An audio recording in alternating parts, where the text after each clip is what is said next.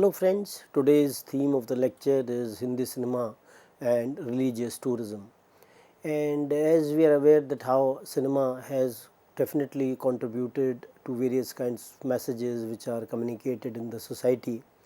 though it is a means of entertainment, but at the same time that how it is its communication skills, how the way it provides information is also very important.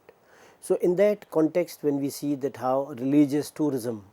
has expanded over a period of time, by religious tourism we mean the places which has some kind of a religious importance, and how many people they have visited these kinds of places once they saw them on the screen in films. It does not mean that cinema is the only source which has in a way tried to talk about these religious places. They are the modes, and how we also see that the information about these places has disseminated to the masses. So in that sense, we find that definitely Hindi cinema has contributed a lot in that sense, and many of the films which have been made over a period of time, they have been viewed by the audience, and how audience also developed that kind of a devotion or faith,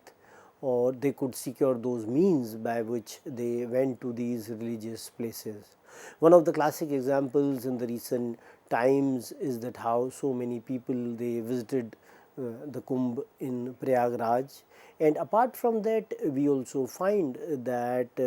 how cinema has also contributed in that sense that people they talk about the religious aspects which are there in the society. When we talk about earlier films, many of them religious in nature, because when we talk about Raja Harishchandra, which was the first film which was made in India by Dada Sahab Phalke, so it had that kind of a religious connotation where a king was honest, and how he was ready to sacrifice his life, his entire empire for the sake of honesty. So in that sense, various kinds of value systems which are available to the people, or how they are there in the religious scriptures, and when these religious scriptures they are being read by the people, they get affected by those value systems which are available. And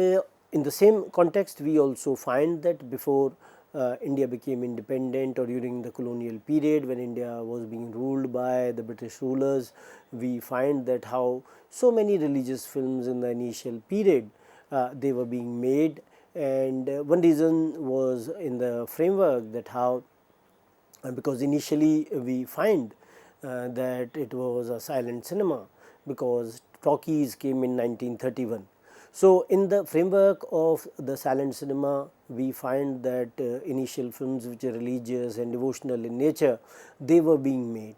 So we realize in that sense, because of the colonial rule, the Britishers they were not ready to give any kind of a leeway to the films which had some kind of a political connotation. So these kinds of films which were religious in nature, they were also some kind of a safe starting point in the framework of the films which were made during that time. We also in a way have realized that, as I told you about Raja Harishchandra, and how when this particular idea of Raja Harishchandra, which was made initially in 1913, and thereafter we find that this film was made in various languages in India, and it was made by different people at different points of time. And as I told you that how Raja Harishchandra was ready to sacrifice everything, his kingdom, his wife and his son Rohitash, on the altar of truth and justice. So we find that this kind of an approach which was there at that point of time, and how during that particular period which was the colonial period, there were other films also which were dealing with various kinds of religious themes, and these religious themes they were also concerned with a number of religious saints. For example, on Bhakt Prahlad, Surdas, Sant Gyaneshwar, Chandidas. So many of the saints of that particular period which were propagating the religious ideas, films were also made on them. And how when we talk about the social religious reform movements in the 18th 19th century in India and thereafter, we find that both of these ideas, they were connected. They were neither religious nor social, rather they were socio-religious, because of the fact that many of the practices of the society which are things which are social in nature, they are borrowed from the religion, and many of the religious aspects, they are also ingrained in societal framework.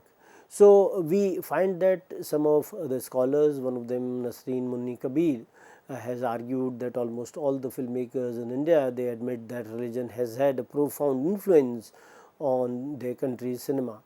And though we find that film came from the West, but at the same time how Indian filmmakers and audiences, they also adopted the film, and we find that how Indian filmmakers, they wanted to make those kinds of films which were to be liked by the Indian audience. They wanted to mold cinema to that kind of narration style. And when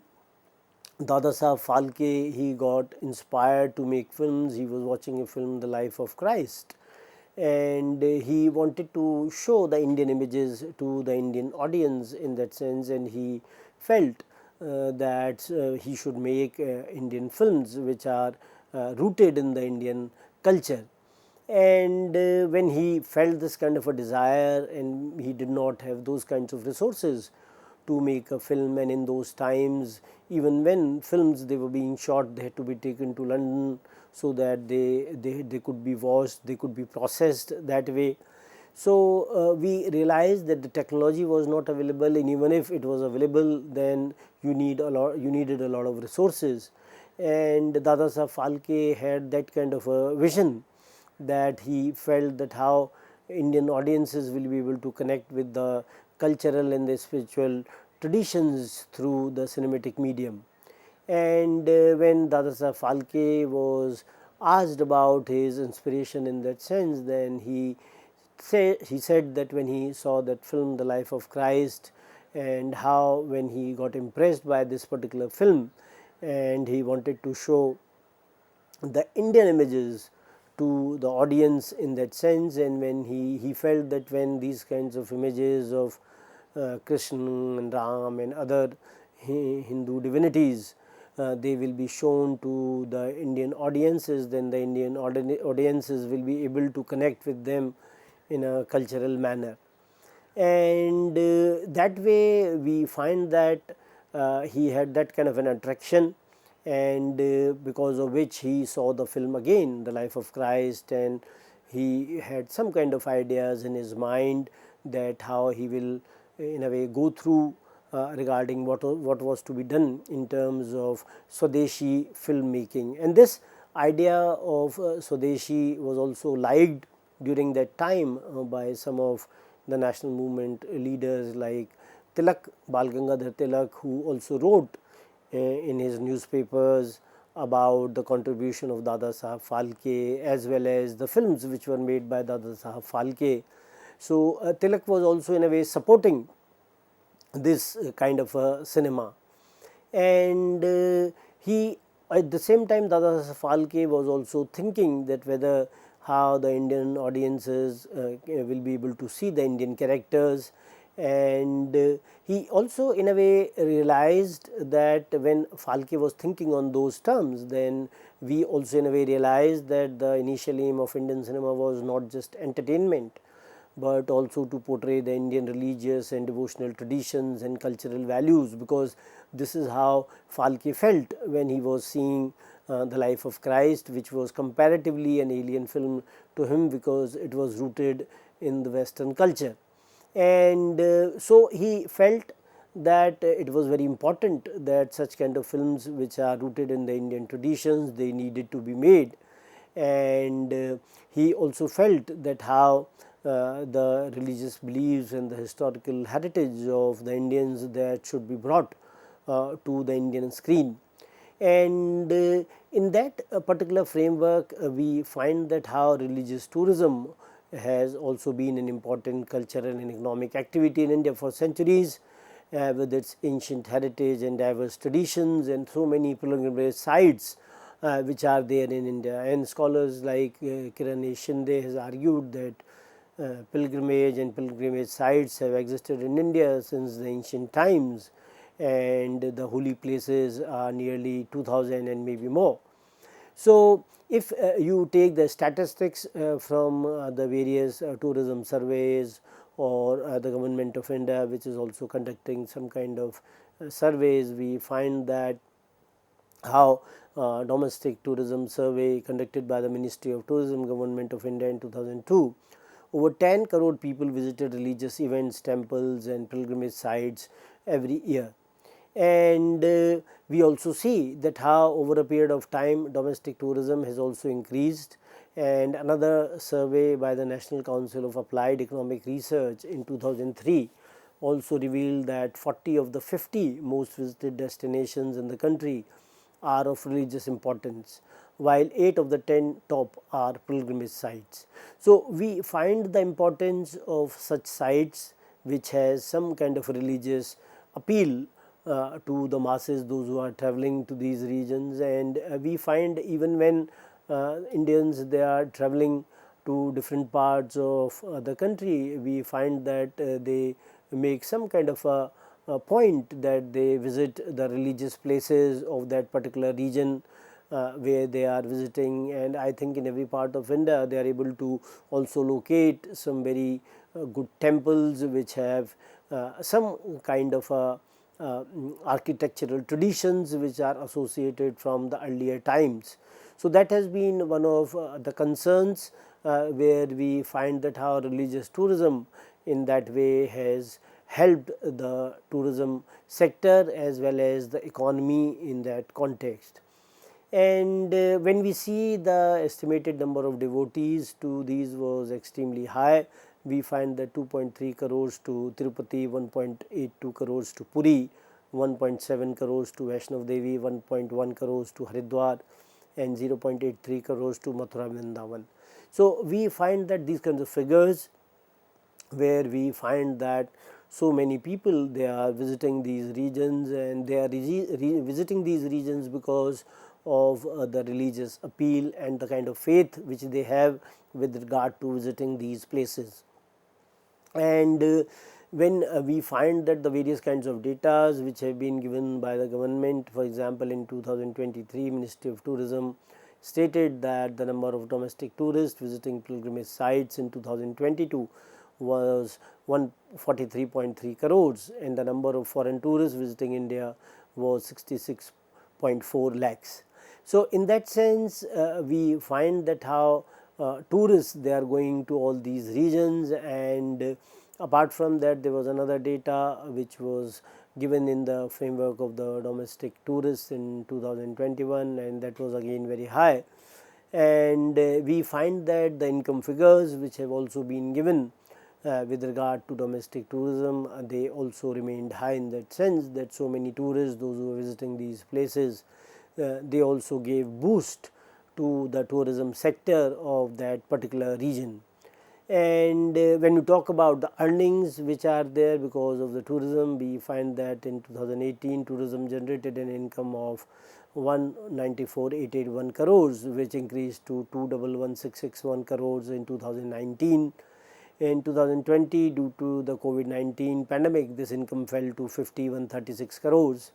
and then increasing to 65,070 crores in 2021 and reaching 134,543 crores in 2022. So, we find that how income was also increasing in different years, and COVID-19 was one period when the income dropped during that time because of the lockdown, because of this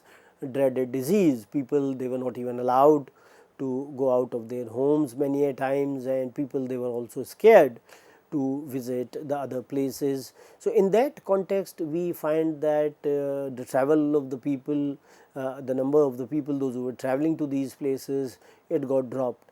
And many times we find that how the Ministry of Tourism does not maintain the direct records of the income from the religious places and the details of foreign exchange earnings, though they are available to us. And over a period of time, various media, they have been used to convey Indian values and traditions to the masses, and how the Indian history can be preserved and culture can also be preserved through the various kinds of media that has to be also seen in this context. And Dr. Girija Shankar Prasad Mishra writes that attempts were made to conserve the details of ancient public heroes and their deeds in history and the Puranas. So, we find that how the ancient literature, it is also providing us a lot of information regarding those public figures which were there in those times. And other points of time, we also find the information in different kinds of other narratives, and we find that on a special festival, professional singers called Sut used to sing these and recite them to the people, and the conventional forms of expression such as literature, music, drama and painting played an important role in this particular context. And when you come back to the idea which we are talking about, cinema, and how through an effective manner how cinema played an important role in that context, and how not only in the framework of entertainment but also how it influenced the social and cultural consciousness of the masses, and how cinema has deepened this influence in the recent times is also one of the important concerns in today's world. And a number of people, those who have worked on these aspects, those who have tried to talk about the various kinds of issues which are concerned with the religious tourism.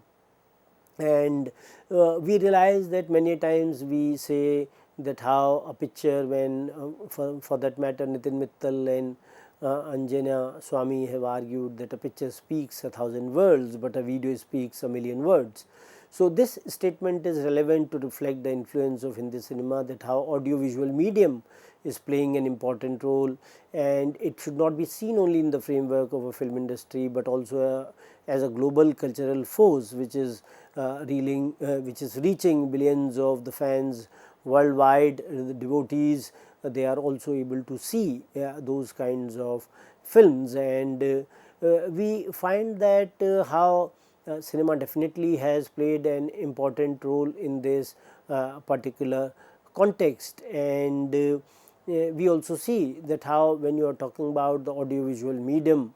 and how because of the audiovisual medium people have this kind of an access that they can even do they can even have darshans of various temples and the aartis which are being conducted in various parts of the country through this kind of audiovisual medium, where live transmissions of such kind of aartis and darshans, they are also happening. But apart from that, we find that people still have that kind of a desire to go and actually see those kinds of religious places. They want to have some kind of a pilgrimage which they want to do on their own, and because of which we find that the numbers in terms of visiting the pilgrimage sites has increased over a period of time. And in an interview with Dr. Manoj Sharma, renowned filmmaker Shyam Benegal argued that the religious and the devotional themes in Indian cinema and television have had a profound cultural impact, that how they were connected to the culture, and TV series like Ramayana and Mahabharata were not just religious broadcast, but they became an integral part of India's shared cultural heritage. And these series, despite being based on religious themes, were widely accepted by people of all religions and became a medium for a shared cultural identity rising above specific religious identities. So, we find that when you talk about this TV series and Ramayana and Mahabharata, how they were liked by the audience, and how during when they were being broadcast on Sundays, when they were coming in the late 80s and 90s, how people were devotionally sitting in front of the television and watching, and people, those who did not have a television, they were going to their neighbor's house and watching this TV series. And we find that how they were not only reflective of the Indian culture, but they were also acting as some kind of unifying force where diverse communities, they were brought together under a common cultural umbrella. Even though these religious themes, they derive from the roots of Hinduism, the Indian public viewed them as part of a broader national identity, as Shyam Benegal also argued, thereby promoting unity rather than division. So, Shyam Benegal in a way made some kind of a very relevant observation with regard to these two series, and at the same time his ideas with regard to the kind of unity of India, and how these particular series, they were seen to be as some sort of a unifying force. And we find that when people watch such kind of films, TV series, and nowadays you have OTT as well, and they get influenced by these kinds of moving images, and when they get influenced, then they also have that kind of a desire that they need to go and watch these images. And we find that during this time, this particular period, we find that the pilgrimage sites, how they were being portrayed in cinema, in the various religious film, and how the devotion of the audience also increased apart from the interest in visiting these religious places. And we find that when a person or a audience or a viewer is watching the ghats of Banaras and the temples of Ayodhya, the streets of Vrindavan and the Amarnath Yatra in a religious film, one can understand the religious significance of these places and get inspired to visit them themselves. So, we find that how the various images when film shootings are taking place in these pilgrimage sites, or on these pilgrimage sites, and we find that because of these shootings, when various regions they are being shown, whether the ghats of Banaras or various temples which are there in Ayodhya, Vrindavan and other places, then we find that how others they also get this kind of a motivation that they have to visit these places. I remember one of the songs of film Avatar, Chalo Bulawa Aaya Hai, with regard to the visiting Vaishnav Devi temple, and how this film in 1980s became so popular, and this particular song also got a lot of popularity, and so many people they thronged to visit this particular religious place during that time and thereafter as well. So, we find that how songs as well as the scenes and the shootings which are happening in these for these religious places, and in these religious places we realize that others definitely get inspired due to this, and they also want to visit them. And we also find that how cinema, through the religious and the devotional films, it presents these places in a lively and emotional form, making these pilgrimage not just a spiritual ritual but also a cultural, psychic and emotional experience. So, we find that when one is watching films, then through those films, then these films are not only in the framework of some kind of a visit, but at the same time they are not only spiritual as well, but how through culture, through psyche and through the emotional experience of the audience is able to relate with these kinds of films. So, with this I would like to end this discussion. We will talk further about this particular theme in our next lecture. Thank you very much.